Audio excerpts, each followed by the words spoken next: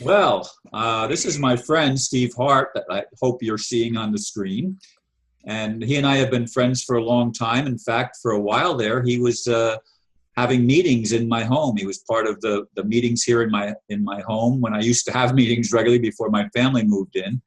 But we're just going to have a laid back discussion right now, and I'm introducing you to my friend Steve. And we may be doing other videos in the future if everything goes the way we. I'd like to be able to open up my channel to getting back to doing more interviews and conversations with people because I think there's value in that. So, Steve, welcome. Thank you. And I'm going to leave it wide open. Where would you like to jump in? Well, first, I just want to say I think we met.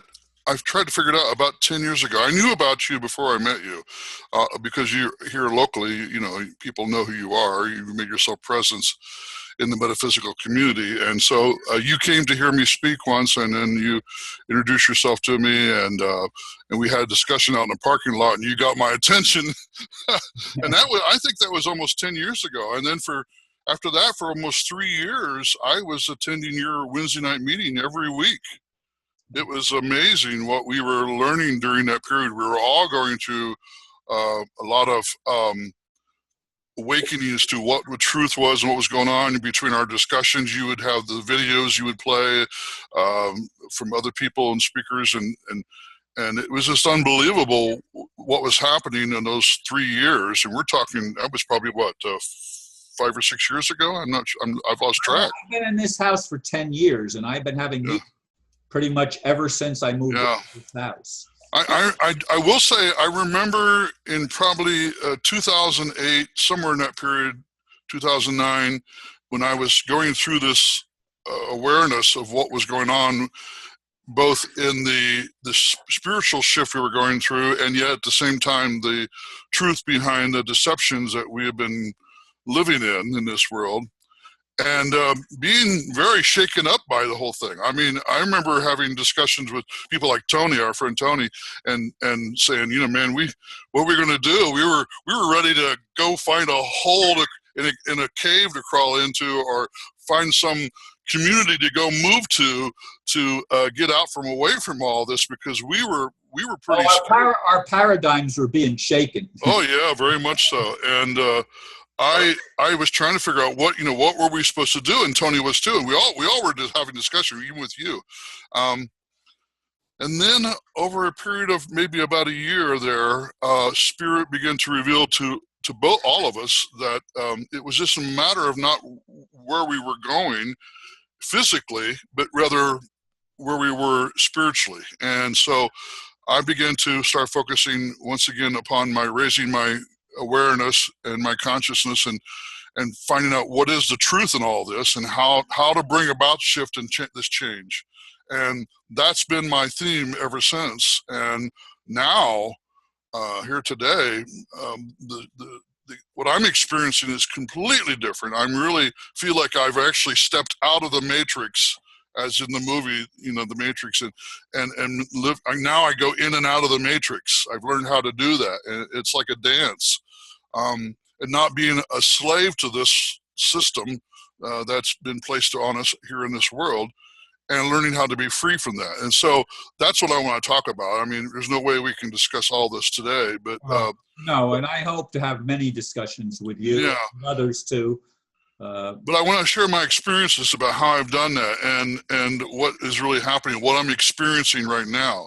It's not all knowledge. I mean, the knowledge, it's important for us, as you have introduced to everybody on your viewers on your videos, is to become aware of these things.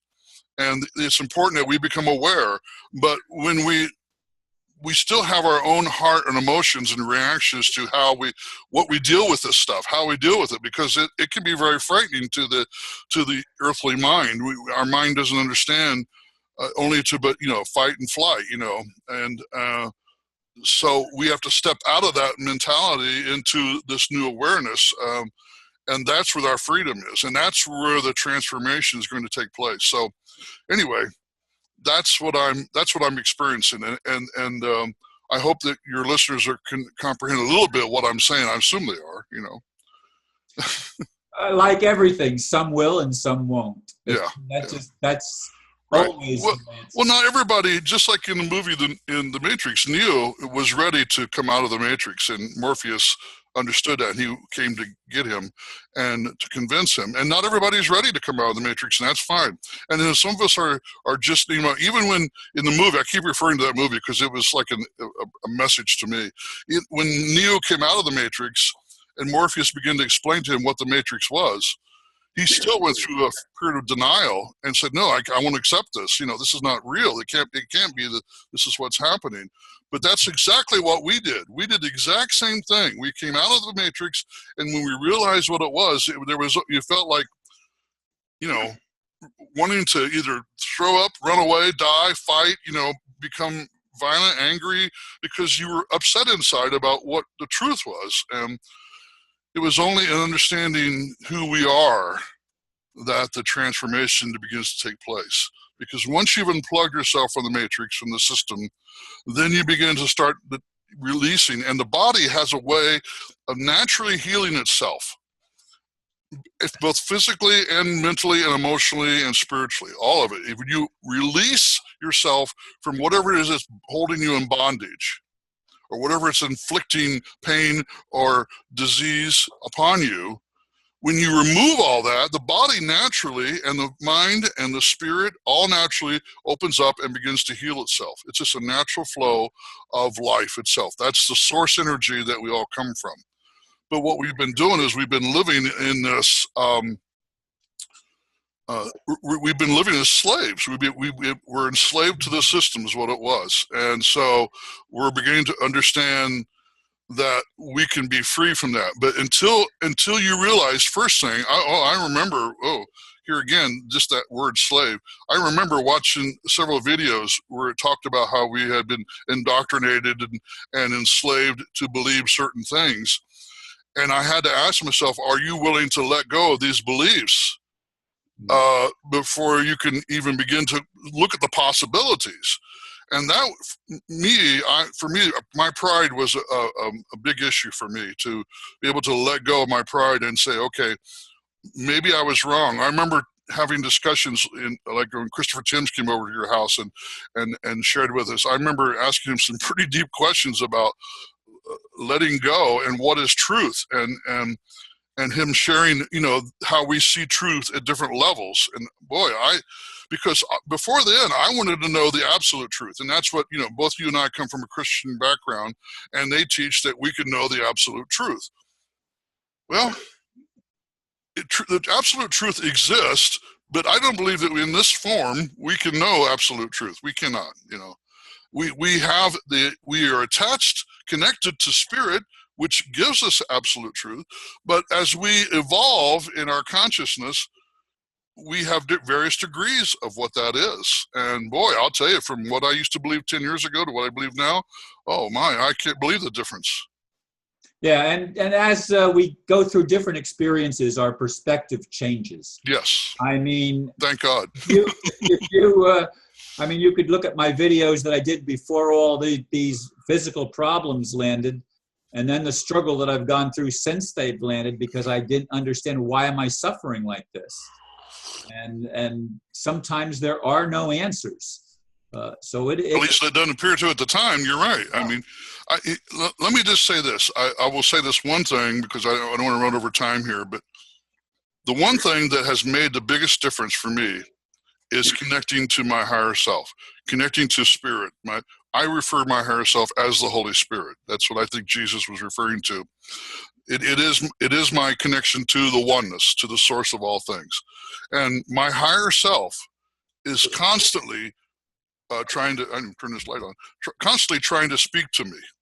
And the more I open up my heart and my mind to allow that to happen, the better I have a better understanding of, so what is truth? Because I can always ask the question, what is the truth in this? Whatever it is I think I'm experiencing, I ask spirit, what is the truth in this? And I've been surprised, and you'd be surprised at the answers you're going to get when you ask that question, because sometimes it's not what you think it is. And And sometimes, but you have to be open to the possibilities. Well, what is the truth in this? And then that's how we expand our consciousness, by being willing to ask the right questions and ask better questions. And being willing to admit to ourselves that we were wrong about something. Oh yeah, oh yeah. But you know, when I say, but even that, sometimes we can feel guilty when you say I was wrong. Well, I usually like to say that's what served me at that time, but now that truth no longer serves me better. I'm going to let go of that. So once I have a belief system that I've been holding on to, that protected me and gave me what I wanted, when I realize that that's probably not really the truth, then I say it no longer is serving me. I let it go. And then I open up to the possibilities of what is the truth in that. And that's, every time I do that, I get further and further along in my spiritual awareness and who I am. And that right there, Ron, is, in my opinion, is this complete shift. That what I just explained to you, in my mind, is really what happens to us when we go through this awareness and through this huge spiritual shift that we've all been talking about.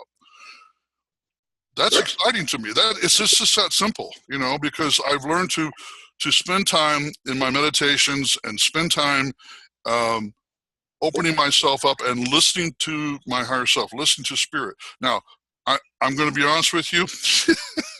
I'm laughing now because I'm remembering coming to you and asking you a lot of questions years ago about all this channeling that was going on and all this ET stuff that was going on, and how these people were talking to us and giving us these spiritual messages. And I'm not saying that it's all rubbish. I'm just saying I've learned to trust only in connecting to my higher self. I mean, I do listen to some of the channelers. I do listen to some of the people who are connecting to the ETs. But I really